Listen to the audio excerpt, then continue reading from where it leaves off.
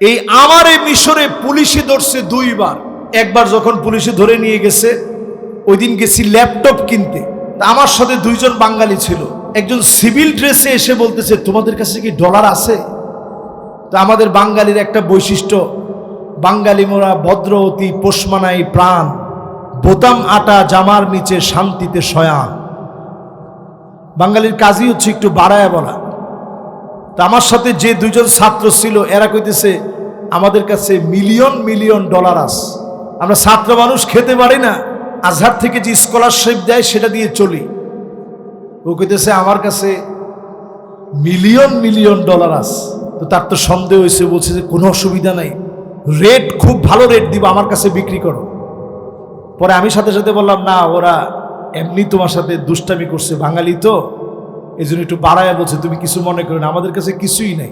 আমি বাইরে থেকে এই ডলারটা ভাঙ্গায়া মানি এক্সচেঞ্জে গিয়ে সেখান থেকে ভাঙিয়ে এসে মিশরীয় পাউন্ডে যখন আমি ল্যাপটপের দামটা পরিশোধ করলাম, বের হওয়ার সময় এখানে বন্দুক ধরছে, আল্লাহ তাআলা।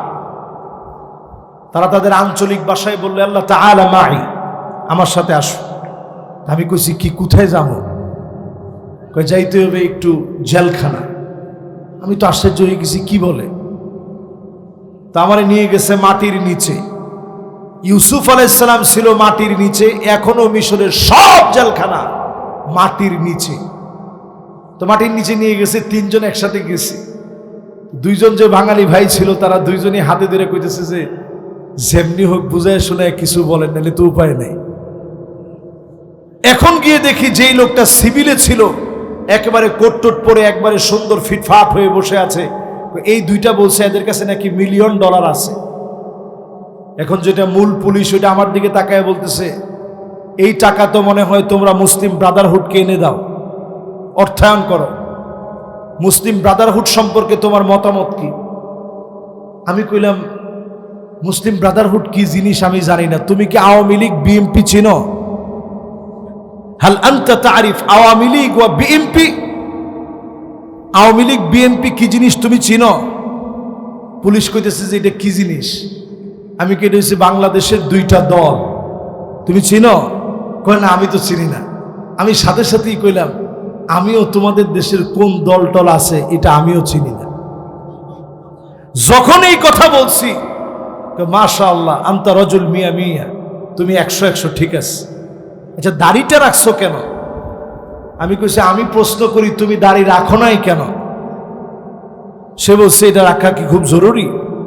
আমি বলছি, হ্যাঁ, রাসূল বলেছেন জুজ্জুস শাওয়ারিব ওয়ারখুল লুহা, মুজগুলা খাটো করো, দাড়ি নিচের দিকে ছেড়ে দাও। খালিফুল মাজুস, অমুসলিমদেরকে অনুসরণ করো না, কোন নায়কদেরকে অনুসরণ করো না, রাসূলুল্লাহর অনুসরণ করো। জোরে করে আল্লাহু আকবার। সে সাথে সাথে খুশি হয়ে গেছে যে মাশাআল্লাহ, ঠিক আছে, তুমি তো ভুল লোক ধরে নিয়ে আসছো, এরা খারাপ কিছু করে না, এরা ঠিক আছে, যাও, ছেড়ে দিছে। বলার উদ্দেশ্য হচ্ছে এই, আমাদের দেশের চাইতে এখনো যদি আপনি চিন্তা করেন, তাদের চিন্তা চেতনা শুনলে আপনার মাথা খারাপ হয়ে যাবে, মনে হবে আযাব অচিরেই আসতেছে, ঠিক কিনা বলেন? দুবাই গেছি, এয়ারপোর্টের ভিতরে দাঁড় করায়া আমারে বলতেছে লিহিয়া কাবির লুসুস কাবির, যার বড় দাড়ি সে খারাপ বেশি। আপনারা তো হাসি দিলেন, নাউজুবিল্লাহ বলবেন না? এরপরে বলতেছে লিহিয়া শুয়াইয়া, মানে অল্প একটু দাড়ি যদি থাকে এই লোকটা একটু একটু খারাপ। এরপরে বলতেছে যার দাড়ি একেবারেই নাই, লিহিয়া মাফি রজুল মিয়া মিয়া, যার দাড়ি একেবারে নাই, ক্লিন শেভ, ওই লোকটা 100। তা আমি তো শুধু নাউজুবিল্লাহ বলি না, রাগে খিটখিট করতেছি যে আল্লাহ, এই কথা শোনার পরেও চুপ থাকি কেমনে? এর মধ্যেই মাগরিবের আজান দিয়েছে। তো পুলিশ আমার সাথে সাথে বলতেছে, ইমিগ্রেশন পুলিশ তো, বলছে তুমি একটু দাঁড়াও, আমি নামাজটা পড়ে এসে তোমার কাজটা করতেছি। আমি সাথে সাথে জিজ্ঞাসা করলাম, কিসের নামাজ? কে, তুমি জানো না মাগরিবের নামাজ? আমি একটু আগে তুমি যেই কথা বলছো, আল্লাহ কি তোমার কাছ থেকে নামাজ নিবে? বলতেছে আদ-দীন ফিল মসজিদ, দিন হচ্ছে মসজিদে, দিন এইখানে না, এইখানে যা বলি মসজিদে গিয়ে ইবাদত করলে আল্লাহ নিবে। জোরে কর নাউজুবিল্লাহ। এটা সেকুলারিজমের সবচেয়ে বড় কথা। দিন শুধু মসজিদে নয়, দিন আমার পার্লামেন্টে থাকবে, মাদ্রাসায় থাকবে, রাস্তাঘাটে থাকবে, আমার লিবাসে থাকবে, চলন বলন কথন। আমার নেতা দিনের পক্ষে চলতেই হবে, না হলে সে আমার নেতা হতে পারে না। আল্লাহর হাবিব এক নম্বরে বলেন উদুস সিত্তান বাইনা ইয়াদাইস সাব, কিয়ামতের আগে 6টা বিষয় গুণে রাখবা। এক নম্বরে মাউতি, আমি নবী দুনিয়া থেকে চলে যাব, উম্মত কোনো দিন দেখবে না। বড় পরিতাপের সঙ্গে বলি, এক নজর নবীজিকে দেখি নাই, মক্কা মদিনায় যেতে পারি নাই। আল্লাহ নবী উম্মতের জন্য এত পরিমাণ কেঁদেছেন। আম্মা জান আয়েশা বলেন, প্রায় রাতে আমার ঘুম ভেঙে যেত কান্নার আওয়াজে। আমি আমার কানটাকে নবীজির জবানের সামনে নিতাম, কি বলে নবী এত পরিমাণ কান্নাকাটি করে। যখনই কানটা নিয়ে যেতাম, কান লাগায় শুনতাম, অন্য কিছু বলে নবী কান্দে না। নবী আল্লাহর কাছে কান্দে আর বলে, আল্লাহুম্মা উম্মতি,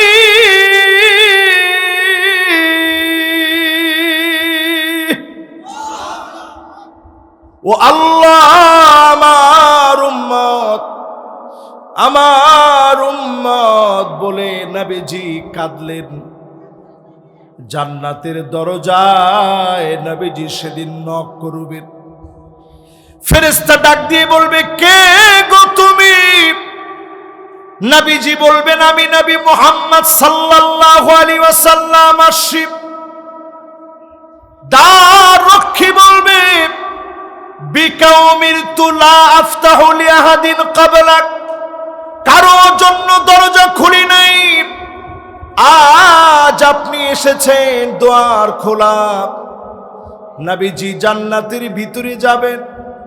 যাওয়া মাত্র নবীজি আল্লাহকে ফরিয়াদ করে বলবে, হাত্তা তাদখুলা উম্মতি, ও আল্লাহ কোন নবীর উম্মত আগে যেন আসতে না পারে, আগে আমার উম্মত গুলা দিয়ে জান্নাতটাকে ভরে দাও। সব নবীর আগে নবীর উম্মত জান্নাতে যাবে। জান্নাতের ভিতরে 120টা কাতার হবে। সামানুন মিন উম্মতি, 120-এর ভিতরে 80 কাতার নবীর উম্মত দিয়ে পূর্ণ হয়ে যাবে। অন্য সব নবীর উম্মত মিলে আল্লাহর জান্নাতের মাত্র 40 কাতার ভরবে। আওয়াজ করে বলেন, কয় কাতার? নবীজির উম্মত দিয়ে 80 কাতার ভরে যাবে। অন্য সব নবীর উম্মত দিয়ে আল্লাহর জান্নাতের মাত্র 40 কাতার ভরবে। জোরে বলেন আল্লাহু আকবার। তাহলে আমার নবীর উম্মত দিয়ে ভরবে 80 কাতার। কত কাতার? জান্নাতের ভিতরে কাতার হবে 120টা। জোরে বলেন কয়টা? আমাদের নবীর উম্মত দিয়ে ভরবে আল্লাহর জান্নাতের 80 কাতার। সব নবীর উম্মত দিয়ে ভরবে মাত্র 40 কাতার। বলেন আল্লাহু আকবার। খুশি না বেজার? কষ্ট হচ্ছে আপনাদের? আল্লাহর জান্নাতের ভিতরে 120 কাতারের ভিতরে 80 কাতার সেদিন নবীর উম্মত দিয়ে পূর্ণ হয়ে যাবে। অন্য সব নবীর উম্মত মিলে 40 কাতার পুরা হবে। নবীজি সেদিন গর্ব করবে, ফাইন্নী মুকাসিরু বিকুমুল উমাম, আয় আল্লাহ এই সব আমার উম্মত, আমাদের মতো গুনাহগারদেরকে নিয়ে নবী গর্ব করবে। সেদিন যিনি মাফ করে জান্নাতি বানায় দিবেন তিনি কে? এরপরে নবীজি বলছে উম্মত আঙ্গুলে গুনে নিবা সুম্মা ফাতহু বাইতুল মুকাদ্দাস আবার বাইতুল মুকাদ্দাস গর্জে উঠবে আবার মুসলমানের বিপ্লবী আওয়াজ ছড়িয়ে পড়বে আওয়ালা ইয়ারাউনা আন্নাহুম ইফতানুনা ফি কুল্লি আমিন মাররাতান আও মাররাতাইন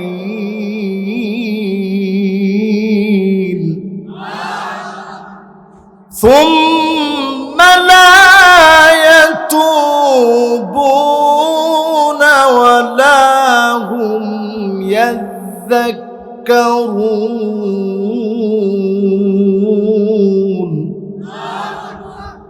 আল্লাহ রাব্বুল আলামিন জানায়া দিলেন প্রত্যেক বছরে একবার অথবা দুইবার আমি আল্লাহ তোমাদেরকে ধরব, পাকড়াও করব, এরপরে যারা তাওবা করবে মাফ করে দিব। তাকায় দেখেন এরপরেও আমরা তাওবা করি না, ফিরে আসি না আল্লাহর দিকে, তাওবা করে ফিরে আসেন, জমিনে দিন কায়েমের সিদ্ধান্ত নেন। এই জমিনটাকে যিনি বালা মুসিবত মুক্ত করে দিবেন তিনি কে?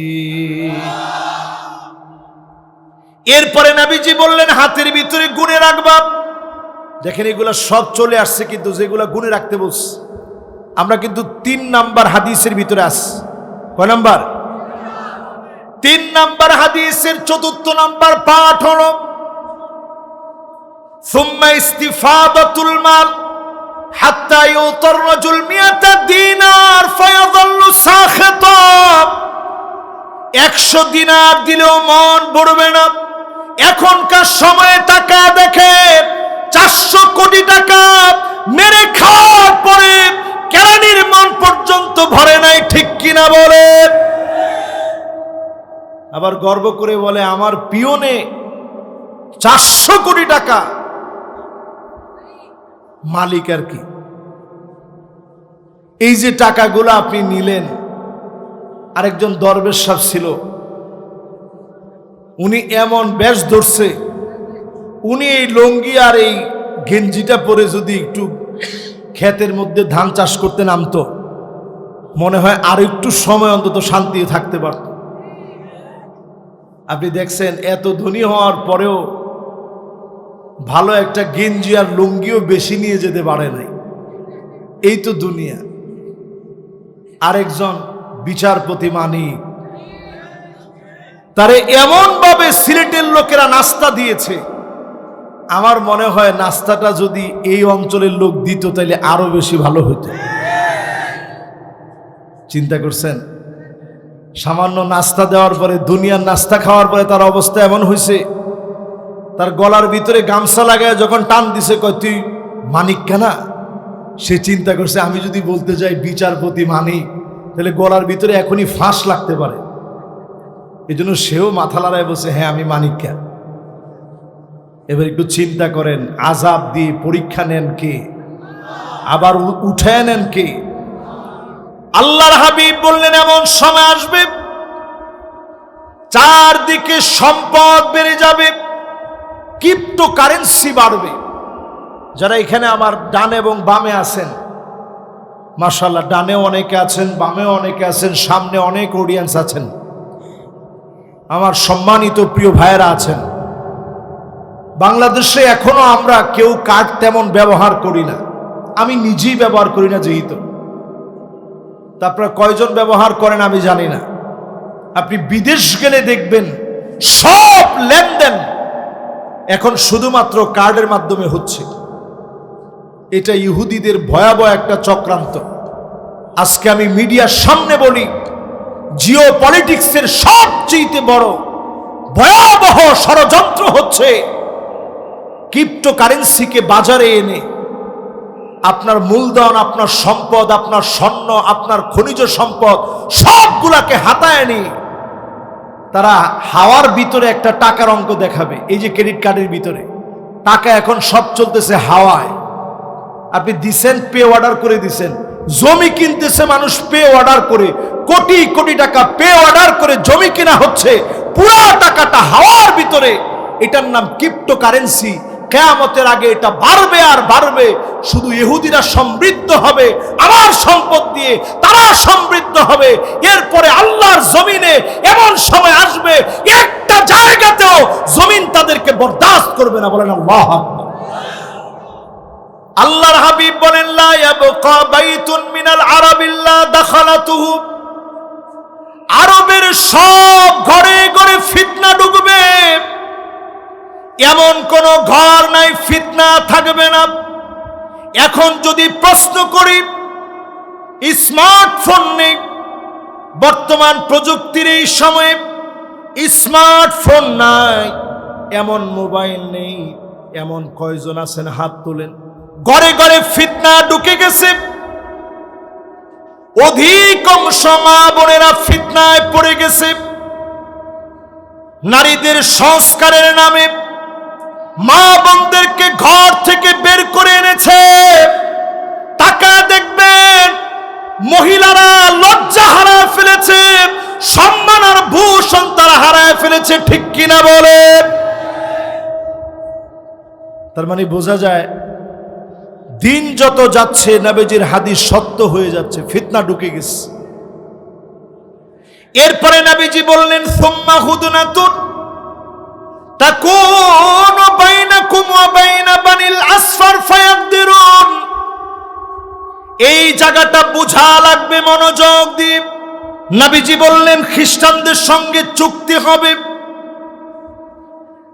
বেশি দিন এই চুক্তি টিকবে না। ফায়াকদিরুন, এই চুক্তি ভঙ্গ হয়ে যাবে। 4 নম্বরে নবীজি জানায় দিলেন, বাদা আল ইসলামু গরীবান ওয়া সায়াউদু গরীবান তুবা লিল গুরবা।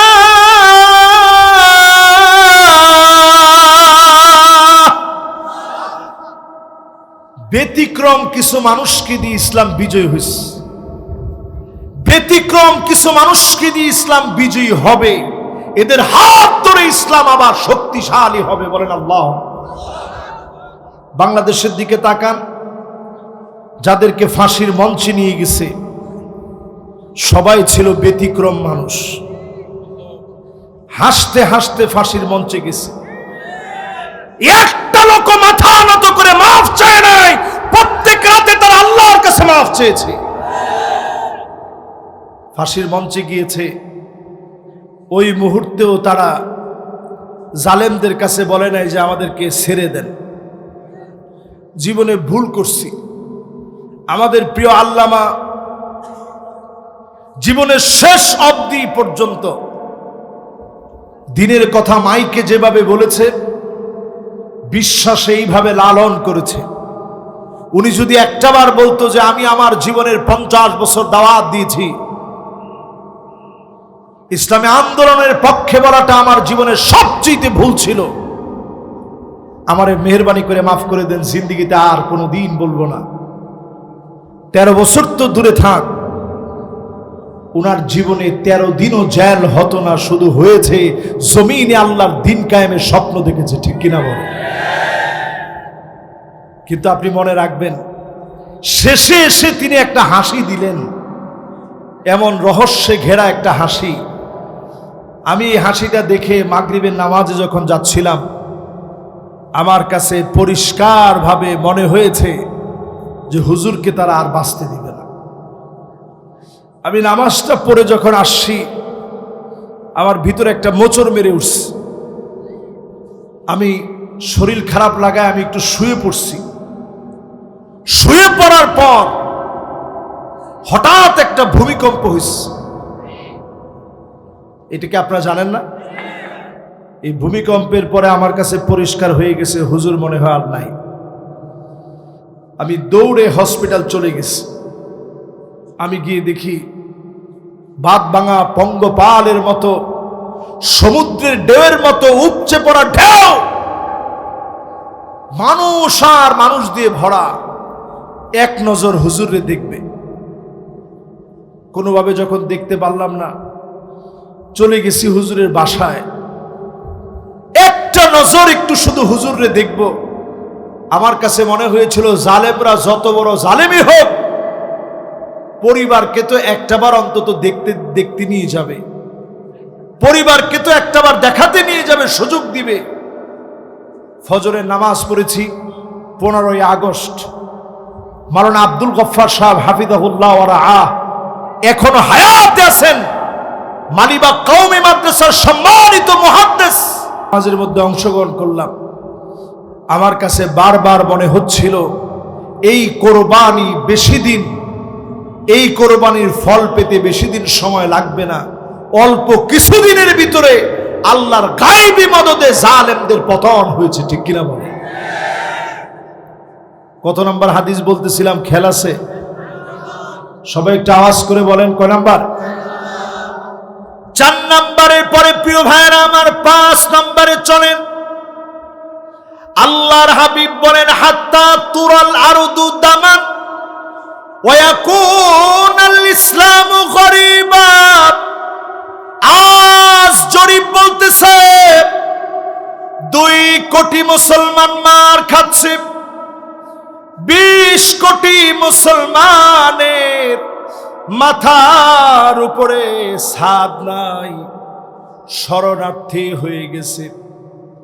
ইহুদিরা মুসলমানদেরকে মারে, খ্রিস্টানরা মুসলমানদেরকে মারে, বৌদ্ধরা পর্যন্ত আমার মুসলমানদেরকে মেরেছে, হিন্দুরা পর্যন্ত পার্শ্ববর্তী দেশে মারে।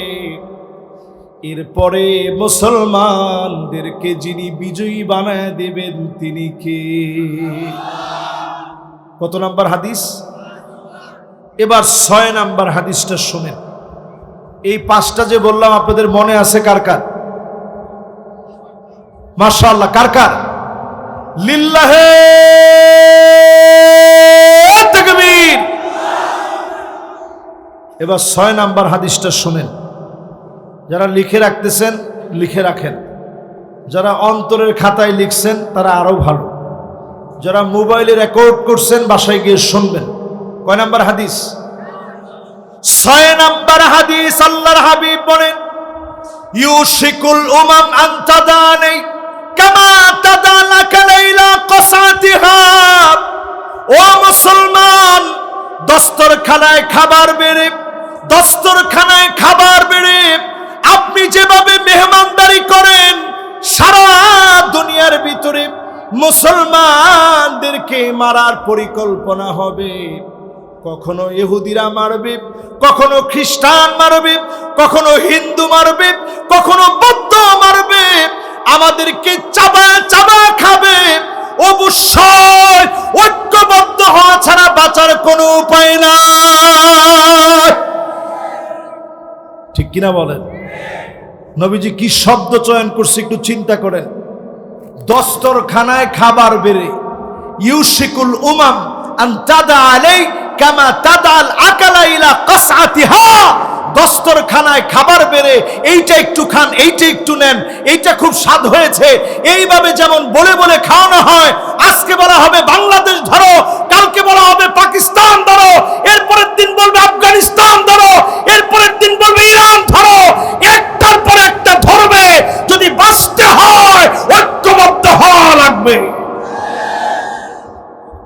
ঠিক কিনা বলেন?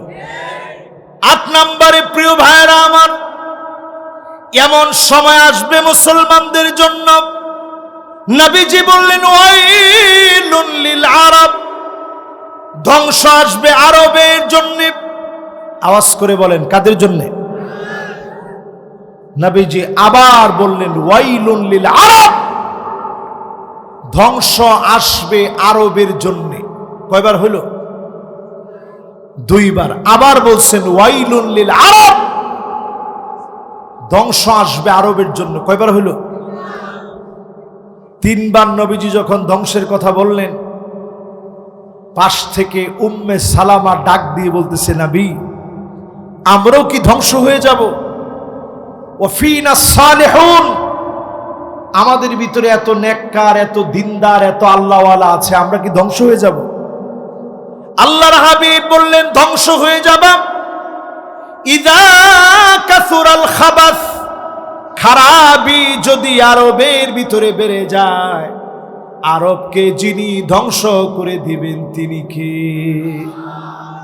এখন আপনি নিরপেক্ষ হন, নিরপেক্ষ দৃষ্টিভঙ্গি থেকে বলেন, আরব কি এখন ভালো পথে আছে না খারাপ পথে? এই আমারে মিশরে পুলিশে ধরছে দুইবার। কয়বার? একবার যখন পুলিশে ধরে নিয়ে গেছে, ওই দিন গেছি ল্যাপটপ কিনতে। তা আমার সাথে দুইজন বাঙালি ছিল। একজন সিভিল ড্রেসে এসে বলতেছে, তোমাদের কাছে কি ডলার আছে? তো আমাদের বাঙালির একটা বৈশিষ্ট্য, বাঙালি মোরা ভদ্র অতি, পোষমানাই প্রাণ, বোতাম আটা জামার নিচে শান্তিতে শয়ান। বাঙালির কাজই হচ্ছে একটু বাড়ায় বলা। তা আমার সাথে যে দুইজন ছাত্র ছিল, এরা কইতেছে আমাদের কাছে মিলিয়ন মিলিয়ন ডলার আছে।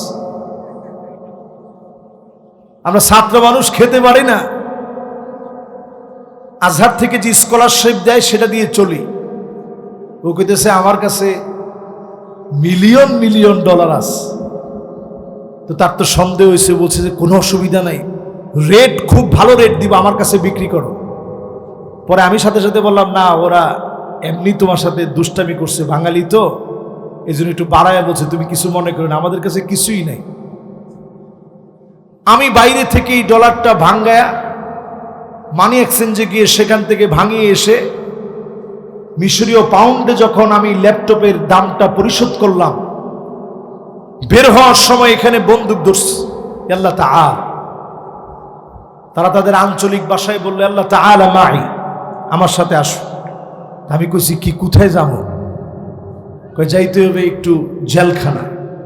আমি তো আশ্চর্য হয়ে গেছি, কি বলে? তা আমারে নিয়ে গেছে মাটির নিচে।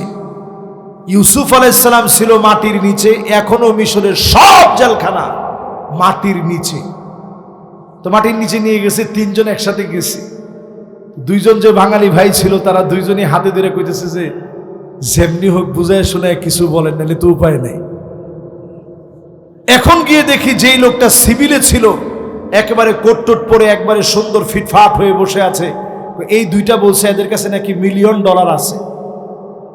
এখন যেটা মূল পুলিশ, ওইটা আমার দিকে তাকায় বলতেছে, এই টাকা তো মনে হয় তোমরা মুসলিম ব্রাদারহুডকে এনে দাও, অর্থায়ন করো। মুসলিম ব্রাদারহুড সম্পর্কে তোমার মতামত কি? আমি কইলাম, মুসলিম ব্রাদারহুড কি জিনিস আমি জানি না। তুমি কি আওয়ামী লীগ বিএনপি চিনো? হাল আনতা তারিফ আওয়ামী লীগ ওয়া বিএনপি? আওয়ামী লীগ বিএনপি কি জিনিস তুমি চিনো? পুলিশ কইতেছে যে এটা কি জিনিস। আমি কেটে হচ্ছে বাংলাদেশের দুইটা দল, তুমি চিনো? কয় না, আমি তো চিনি না।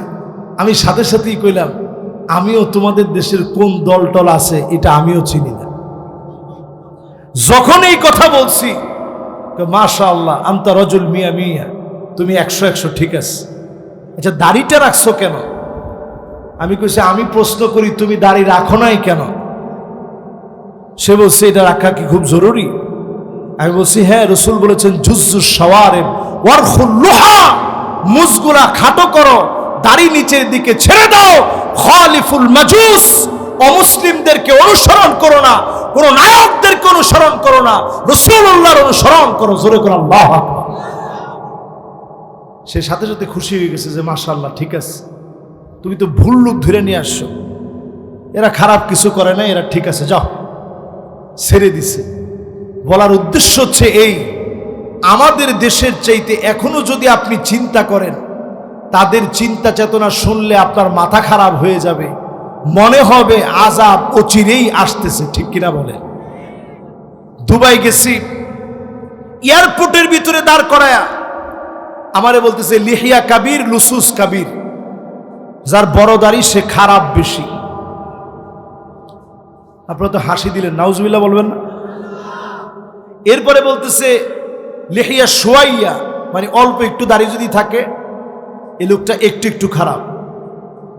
এরপরে বলতেছে যার দাড়ি একেবারেই নাই, লিহিয়া মাফি রজুল মিয়া মিয়া, যার দাড়ি একেবারে নাই, ক্লিন শেভ, ওই লোকটা 100। তা আমি তো শুধু নাউজুবিল্লাহ বলি না, রাগে খিটখিট করতেছি যে আল্লাহ, এই কথা শোনার পরেও চুপ থাকি কেমনে? এর মধ্যেই মাগরিবের আজান দিয়েছে। তো পুলিশ আমার সাথে সাথে বলতেছে, ইমিগ্রেশন পুলিশ তো, বলছে তুমি একটু দাঁড়াও, আমি নামাজটা পড়ে এসে তোমার কাজটা করতেছি। আমি সাথে সাথে জিজ্ঞাসা করলাম, কিসের নামাজ? কে, তুমি জানো না মাগরিবের নামাজ?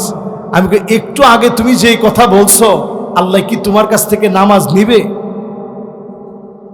বলতেছে আদ-দ্বীন ফিল মসজিদ, দিন হচ্ছে মসজিদে, দিন এইখানে না, এইখানে যা বলি মসজিদে গিয়ে ইবাদত করলে আল্লাহ নিবে। জোরে কর নাউজুবিল্লাহ। এটা সেকুলারিজমের সবচেয়ে বড় কথা।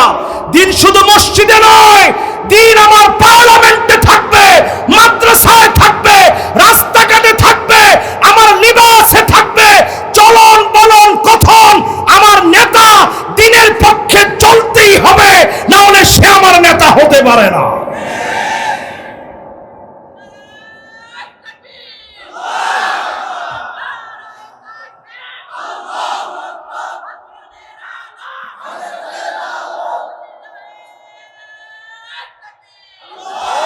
মাশাআল্লাহ, একেবারে 100 একটা তাকবীর হচ্ছে। তাহলে এবার একটু আপনারা বলেন তো দেখি, দিন কি শুধু মসজিদে? দিন হোনা, এ মাহফিলে যেমন দিন আছে, পার্লামেন্টে এমন দিন থাকা চাই। মাহফিলের দিন যদি এখানেই থাকে, মসজিদে সীমাবদ্ধ থাকে, মাদ্রাসায় সীমাবদ্ধ থাকে, আইন আঙ্গনে যদি দিন না ঢুকে, টাকার বিনিময়ে আইন বিক্রি হয়ে যাবে। এই জন্য পরিষ্কারভাবে আজকে সিদ্ধান্ত নেন, দিন থাকা লাগবে সব জায়গায়। বলেন, দিন থাকা লাগবে। আমাদের ওয়াজ শোনার, সাহাবায়ে কেরামের ওয়াজ শোনা, আমাদের ওয়াজ করার, নবীজির ওয়াজ করার মধ্যে পার্থক্য কি? নবীজি ওয়াজ করার পরেই সাহাবীরা বলতেন সামিআনা ওয়া আতানা, শুনলাম আর মানলাম। আর আমরা ওয়াজ করি, শোনার পরে আপনারা কোন যাক সুরটার ভালোই দিছে, সুরসার ঠিক আছে, কিন্তু নামাজ পড়বো না, এটাও ঠিক আছে। বাংলাদেশে নামাজের হুকুম কয়েক প্রকার। বাংলাদেশে আমরা নামাজের হুকুম ফরজ মানি খুব কম সংখ্যক লোক। দ্বিতীয় নাম্বার, আমরা নিজেদের মন গড়া নামাজের হুকুম বানায় নিছি ভালো, ইচ্ছে করলে পড়লাম, না ইচ্ছে করলে না পড়লাম। নামাজ ভালো জিনিস, এ প্রতি মনে চেয়েছে জুমার নামাজ পড়লাম, ঈদের নামাজ পড়লাম, সবে বরাতে একটু গেলাম, সবে কদরে গেলাম, নামাজের হক আদায় হয়ে গেছে। তিন নম্বর, নামাজের হুকুম বাংলাদেশে চলে পাইকারি দরে চলে, যে হুজুর ড্রাইভারটা রাখছি ভালো, কিন্তু নামাজে গেলে ঠিক আছে, নামাজে যাক, কিন্তু নামাজে গেলে পরে সময় লাগায় ফেলে অনেক বেশি। উনার কাছে নামাজের হুকুম মাকরুহ, মানে অপছন্দনীয়। নামাজে যাক এটা চায় না, নিজে গাড়িতে বসে থাকে, ড্রাইভার নামাজে যায়। তোর মতো হতভাগা একটা বার তোমার কল্পনায় আসে না ড্রাইভার আল্লাহর গোলামি করে, আমি আল্লাহর গোলামি করতে পারি না, ঠিক কিনা বলে? আরেক প্রকারের মানুষ নামাজের হুকুম নিয়ে বসাইছে, নামাজ দেখতেই পারে না। শ্রমিকদেরকে বলে, খবরদার আমার কোম্পানিতে নামাজ পড়া যাবে না। ওর কাছে নামাজের হুকুম হারাম। নামাজের হুকুম কি? জোরে কর নাউজুবিল্লাহ। এই সব কিছু শোনার পরে যদি নামাজ কায়েম করা লাগে, 54 বছরে সব দেখা শেষ, সামনে যদি হয় আল কোরআনের বাংলাদেশ, তবেই নামাজ কায়েম হবে। একটা লোক নামাজ ছাড়া থাকতে পারবে না, পারবে না, পারবে না।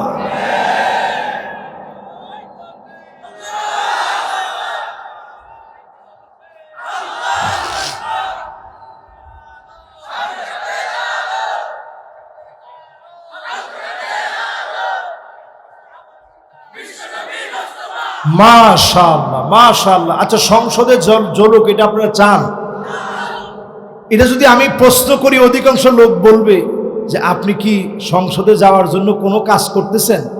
বলে যে না হুজুর, করতেছি না, কিন্তু ভালোবাসি। নামাজের ক্ষেত্রে যদি আপনারা যদি বলে নামাজ পড়তেছেন, না হুজুর নামাজ পড়ি না, ভালোবাসি, এ কথা বললে কি নামাজের হক আদায় হবে? এ কথা বললে হক আদায় হবে না, যে হুজুর আমি করতেছি না কিন্তু ভালোবাসি। আজ থেকে জমিন আল্লাহর দিন কায়েমের জন্য অতন্ত্রী প্রহরী আপনি হয়ে যান। যদি অতন্ত প্রহরী হতে পারেন, মান গাদা আও রাহা, দিন বিজয়ের জন্য যদি আপনি বের হতে পারেন, যদি আপনি আপনার পাটাকে আল্লাহর জমিনে দিন কায়েমের জন্য দুলায় মলিন করতে পারেন, সহিহ হাদিসের বক্তব্য হচ্ছে হারামাহুল্লাহু আলাইহিন নার, এই দুইটা পায়ের জন্য জাহান্নামের আগুন হারাম হয়ে যাবে। আল্লাহু আকবার বলেন। তাহলে কয় নাম্বার শেষ? 8 নাম্বার শেষ। এবার 9 নাম্বারটা শুনেন। আল্লাহর হাবিবের সাথ করেন, নবীজি জানায় দিয়ে গেলেন এমন সময় আসবে ইল্লা আলা হুসালাতিম মিনান নাস, অধিকাংশ লোকের দিকে তাকায় দেখবেন ভালো লোকের সংখ্যা, নেককারের সংখ্যা কমে যাবে, বদকারের সংখ্যা বেড়ে যাবে। বাংলাদেশের ভিতরে তাকায় দেখেন নেককারের সংখ্যা এখন কম না বেশি? 70-80 রাকাত তাহাজ্জুদ পড়ার লোক কম না বেশি? না না না না, বাংলাদেশের 70-80 রাকাত পড়ার লোক কিন্তু আছে, কিন্তু নামাজ পড়ার লোক নেই। ঠিক কিনা বলেন? রাসূলের হাদিস নাম্বার কত? এই হাদিসটাও মিলায় দেখেন, অধিকাংশ লোক এখন তালাশ করে দেখেন, মানুষের হাতে হাতে মোবাইল, মানুষ চালাক আগের চাইতে বেশি না কম? কিন্তু আপনি ভালো মানুষ খুঁজে দেখেন 100-র ভিতরে কয়জন? এখন অনেকে বলছে হুজুর 100-র ভিতরে একজন হতে পারে। 10 নম্বরে আল্লাহর হাবিব বলেন এমন সময় দেখবেন,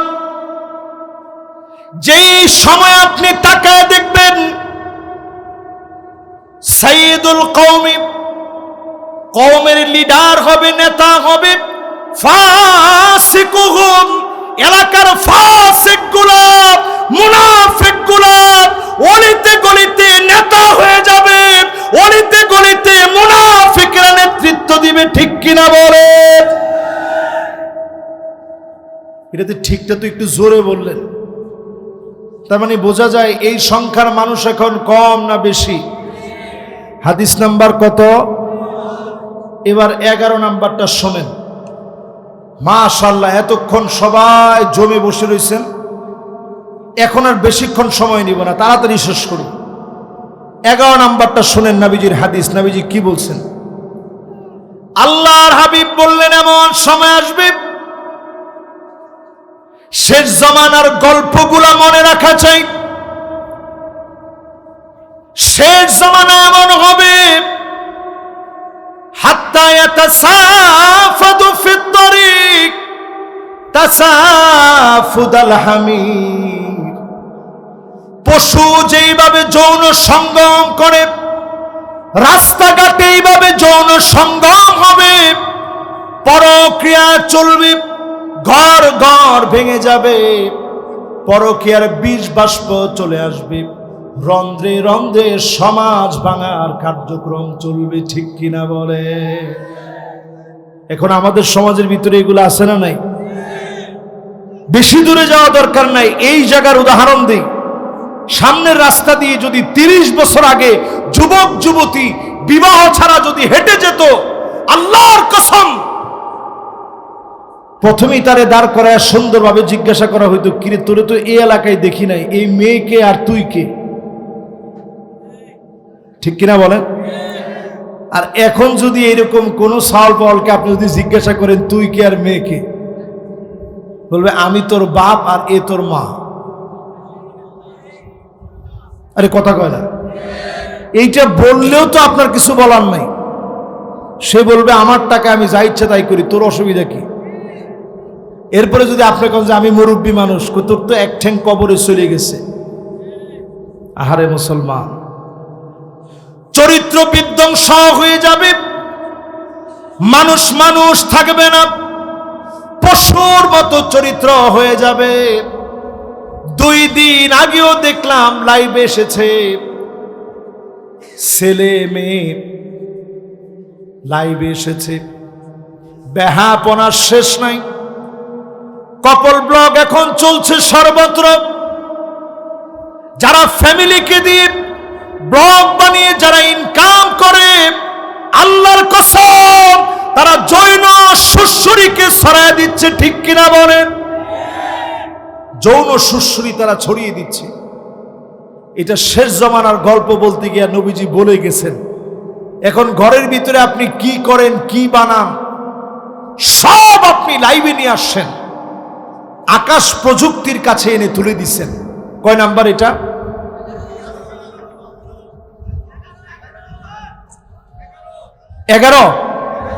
11 শেষ, এবার কয় নাম্বার? মাশাআল্লাহ। 12 নম্বরে নবীজি বললেন, শোনো, হাত্তা ইয়াবুদাল্লাতু ওয়াল উজ্জা, মুসলমান মূর্তির পূজা করবে। এখনো যারা নেতার গোলামি করেন, নেতার আনুগত্য, গোলামি বাদ দেন, আল্লাহর গোলাম হন। নেতা যদি আল্লাহর গোলাম হয়, ওই নেতার অর্ডার আপনি মানবেন, ঠিক কিনা বলেন? কয় নাম্বার? সবাই কোন কয় নাম্বার? ঝটপট আর 8টা হাদিস আপনাদেরকে শোনাবো, একবারে ঝটপট। ঝটপট শোনাই? তাইলে যে ভাই উঠতেছে উনি যদি বসে তাইলে ঠিক আছে। এত মাশাআল্লাহ জোয়ান মানুষ উনি। ও উনি হল সুপার, উনি তো জাতি পারবে না, কোথাও পারবে? মাশাআল্লাহ। তাহলে কত নাম্বার শেষ? 12 নাম্বার শেষ। এবার মনোযোগ দিয়ে শেষ 8টা হাদিস শুনেন। 13 নম্বরে নবীজি বলেন, এমন সময় আসবে যেই সময়ে তোমরা দেখবা, যেই সময়ে তোমরা শুনবা মসজিদের ভিতরে হট্টগোল হবে, ইমাম সাহেবকে বাধা দেওয়া হবে, ইমামের আগে মাতবরি করে কথা বলা হবে, ঠিক কিনা বলেন? নবীজি বলেন, এমন অবস্থা তোমরা দেখবা, শুধু তোমাদের চেহারা গাধার মতো হয়ে যেত, শুধু হয় নাই, নবীর উম্মত দেখে আল্লাহ মাফ করে দিয়েছে। জোরে করে আল্লাহু আকবার। আমা ইয়াখশাল্লাযী ইয়ারফা রাসাহু ক্বাবলা ইমাম, ইমামের আগে মাথা উঠাবেন না, বেয়াদবি করবেন না, ইমামের চাইতে বেশি বুঝতে যাবেন না। ইমামের উপরে যারা বাড়াবাড়ি করবে, তাদেরকে যিনি দুনিয়া আখিরাতে লাঞ্ছিত করবেন তিনি কে? অনেকে দেখবেন ঘড়ির দিকে তাকায় থাকে, সেকেন্ড গুনতে থাকে, আর কয় সেকেন্ডে 1 মিনিট হতে বাকি আছে, গুনতে থাকে, হায় হায় হায় ইমাম সাহেবের 1 মিনিট দেরি হয়ে গেছে, নামাজ এখনো দাঁড়ায় নাই, জুমার দিন কত কাজ, নামাজ এখনো দাঁড়ায় না। হাই, ইমাম সাহেবের কোনো আকল বুদ্ধি নেই, খতিব সাহেবের আকল বুদ্ধি নেই। বয়স হওয়ার পরে উনি তাড়াতাড়ি রুকু সেজদা থেকে উঠে যেতে চায়। ইমাম সাহেবরে গিয়ে জিজ্ঞাসা করে, আপনার বয়স কত? ইমাম সাহেব কয়, এই তো 35 বছর। আমার আলহামদুলিল্লাহ 76 বছর চলে, তাও সেজদা আপনার আগে আগে দেই, উঠিও আপনার আগে আগে। নামাজ হবে? জোরে বলে নামাজ হবে? এই মাতবরি করতে যায় না, নবীজি নিষেধ করে গেছেন। কত নাম্বার এটা? এরপরে 14 নম্বরে নবীজি বলেন, এমন সময় তোমরা দেখবা, সারা দুনিয়াতে কেন মার খাচ্ছি, এমন সময় তোমরা দেখবা, যেই সময়ে নজর করে দেখবেন, যেই সময়ে তাকায় দেখবেন, হাত্তা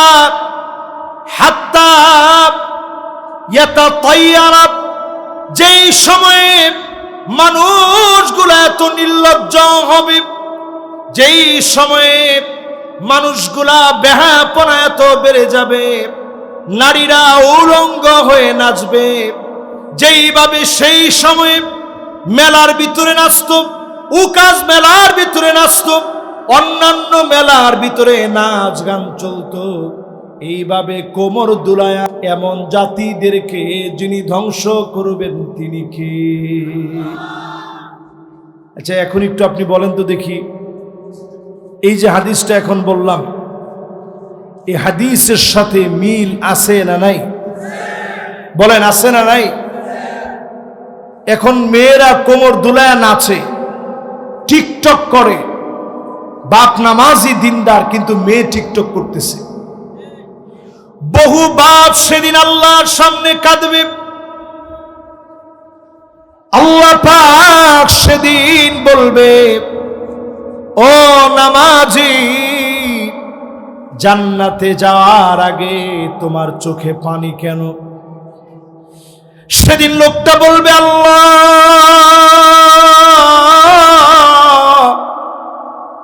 এই জন্য আমার চোখে পানি। আইনা উসরাতি, কোথায় আমার ছেলে, কোথায় আমার মেয়ে? আল্লাহ বলবে, ফেরেশতারা রে, আলহাকনা বিহিম যুররিয়াতাহুম, তার ছেলে তার মেয়েকে মিলায় দাও। ছেলে মেয়েদেরকে সেদিন নিয়ে আসবে। অধিকাংশ বাপ তাকায়া দেখবে ছেলের গায়ে জাহান্নামের পোশাক, মেয়ের গায়ে জাহান্নামের পোশাক পরা। আলহাকনা বিহিম যুররিয়াতাহুম ওয়া মা আলাতনাহুম মিন আমালিহিম মিন শাই। ছেলে মেয়ের গায়ে জাহান্নামের পোশাক পরা থাকবে।